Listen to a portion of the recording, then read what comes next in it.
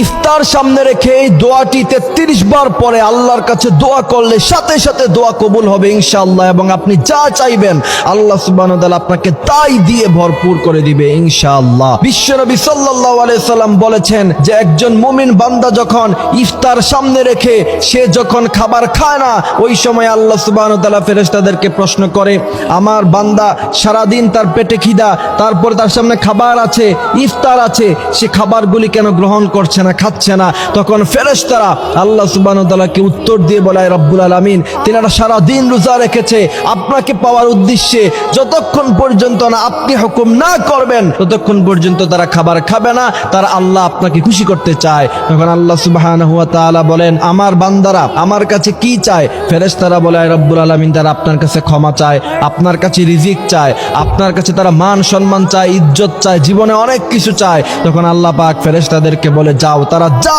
চায় আমি আল্লাহ তাদেরকে সব দিয়ে ভরপুর করে দিলাম। সুবহানাল্লাহি ওয়া বিহামদিহি সুবহানাল্লাহিল আযীম। বিশ্বনবী সাল্লাল্লাহু আলাইহি ওয়াসাল্লাম বলেছেন, রমাদান মাসের 3টি সময় আছে, যে 3টি সময়ে দোয়া করলে সাথে সাথে আল্লাহ পাক দোয়া কবুল করে নেয়। প্রথম নাম্বার হচ্ছে ওয়াক্তাস সাহার, অর্থাৎ সেহরি খাওয়ার সময় যদি আপনি আল্লাহর কাছে দোয়া করেন সাথে সাথে দোয়া কবুল হয়ে যাবে। দ্বিতীয় নাম্বার হচ্ছে ইফতারির সময়, ওই সময় যদি আপনি আল্লাহর কাছে দোয়া করেন দোয়া সাথে সাথে কবুল হয়ে যাবে।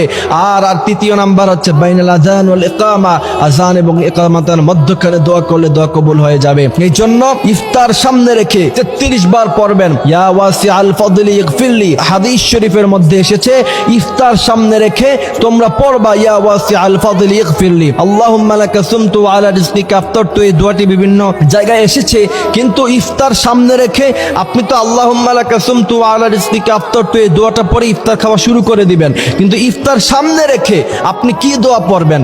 ইফতার সামনে রেখে যতক্ষণ পর্যন্ত না ইফতারের টাইম হয় ততক্ষণ পর্যন্ত আপনি পড়বেন ইয়া ওয়াসিআল ফাদলি ইগফিরলি কমসে কম 33 বার।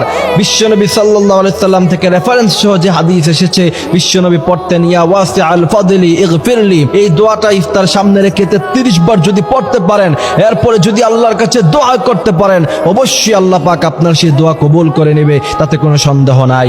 এই জন্য প্রিয় ভাইয়েরা আমার, আমরা ইফতার সামনে রেখে আমরা মোবাইলে ফেসবুকিং করি, ইউটিউবিং করি, তারপর আমরা টিকটক ভিডিও দেখে ছেলেরা এই সব আজে বাজে কাজ না করে অত্যন্ত গুরুত্বপূর্ণ মুহূর্ত দোয়াগুলি কবুল করানোর, ওই সময় তুমি যদি আল্লাহর কাছে ইয়া ওয়াসিআল ফাদলি ইগফিরলি দোয়া পড়ে যদি চাইতে পারো, আল্লাহ পাক তোমাকে অবশ্যই দিবে। কারণ আল্লাহ পাক বলছেন, আমি এমন রব, আমার কাছে আমার বান্দারা যত চায় আমি তত খুশি হয়ে যাই।